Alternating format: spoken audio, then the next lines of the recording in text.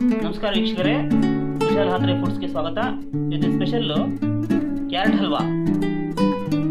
ತುಪ್ಪ ಹಾಕಬೇಕು. ತಿಳಿ ತುಪ್ಪ.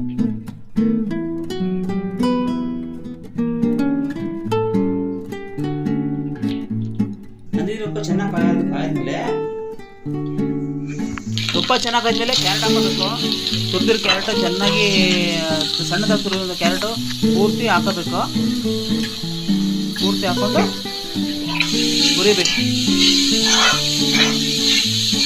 ಚೆನ್ನಾಗಿ ಹುರಿಬೇಕು. ಏನು ಹುರಿಬೇಕು ಅಂದರೆ ಹಸಿ ವಾಸನೆ, ಕ್ಯಾರೆಟ್ ಹಸಿ ವಾಸನೆ ಹೋಗೋವರೆಗೂ ಹುರ್ಕೋಬೇಕು.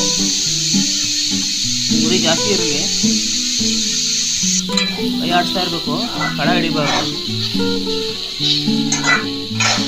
ಚೆನ್ನಾಗಿ ಹುರಿತಾರೆ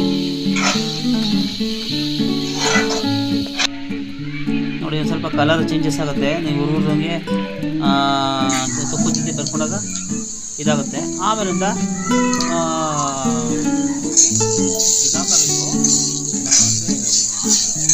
ಏಲಕ್ಕಿ ಪೌಡ್ರು, ಲವಂಗ ಹಾಕಬೇಕು. ಅದಾದಮೇಲೆ ಹಾಲು ಹಾಕೋಬೇಕು. ಯಾಕೆಂದರೆ ಸಕ್ಕರೆ ಹಾಕ್ಬಿಡಿ ದಯವಿಟ್ಟು. ಹಾಲಲ್ಲಿ ಬೇಯಬೇಕು.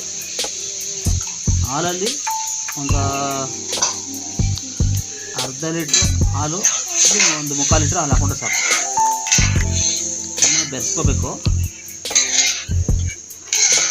ಬೆರೆಸ್ಕೊಂಡು ಚೆನ್ನಾಗಿ ಕುದೀಕ್ಬಿಡಿ.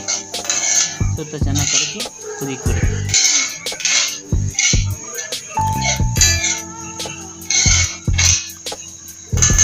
ಸುತ್ತ ಕ್ಲೀನಾಗಿ ನಾನು ಸಕ್ಕರೆ ಹಾಕ್ಬಿಡಿ. ಒಂದು ಸ್ವಲ್ಪ ಮೇಲೆ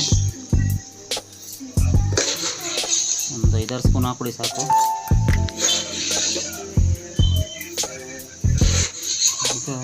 ದೊಡ್ಡ ಸ್ಪೂನ್ಲಾರ 5-6, ಇದೊಂದು ಚಿಕ್ಕ ಸ್ಪೂನ್, ಒಂದು 10 ಸ್ಪೂನ್ ಬೇಕಾಗುತ್ತೆ.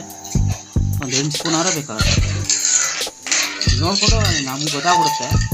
ಅದು ತಿರುಗ್ತದಂಗೆ ಕಮ್ಮಿ ಆಗಲಿಲ್ಲ ಅಂದರೆ ಹಾಕೋಬೇಕಾಗುತ್ತೆ. ಅಂದರೆ ಸಕ್ಕರೆನೇ ಬೇಕು ಅಂತ ಅನಿಸುತ್ತೆ. ಯಾಕೆಂದರೆ ಗೊತ್ತಿರಲ್ಲ ಸಕ್ಕರೆ ಕಮ್ಮಿ ಹಾಕಿದ್ರೆ. ಕುದಿಕ್ಕೆ ಅವಕಾಶ ಮಾಡಿಕೊಡಿ. ಕುದೀಲಿ, ಹಾಲು ಜೊತೆ ಬೆರ್ಕೋಬೇಕು. ಹಾಲು ಸಕ್ಕರೆ ಎಲ್ಲ ಚೆನ್ನಾಗಿ ಕುದಿಬೇಕು. ಬೆರ್ಕೊಂಡು ಚೆನ್ನಾಗಿ ಕುದೀತಾ ಇದೆ. ಹಾಗೆ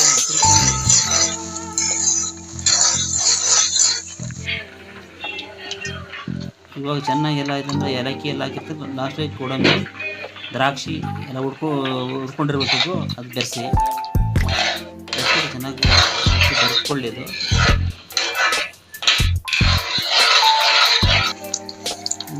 ರುಚಿಕರವಾಗಿತ್ತು ಕ್ಯಾರೆಟ್ ಹಲ್ವಾ. ಇವಾಗ ಮೊದಲು ಸ್ವಲ್ಪ ಏಲಕ್ಕಿ ಪೌಡ್ರ್ ಹಾಕಿರ್ತೀವಿ. ಈಗ ಒಂದು ಸ್ವಲ್ಪ ಮೇಲೆ ಸ್ವಲ್ಪ ಏಲಕ್ಕಿ ಪೌಡ್ರ್ ಹಾಕೊಳ್ಳೋದು. ಯಾಕೆ ಫ್ಲೇವರ್ ಗಮ್ಮನ ಆಗ್ತದೆ. ಇನ್ನೊಂದು 5 ನಿಮಿಷ ಮಾಡ್ತಾ ಇರ್ತೀವಿ.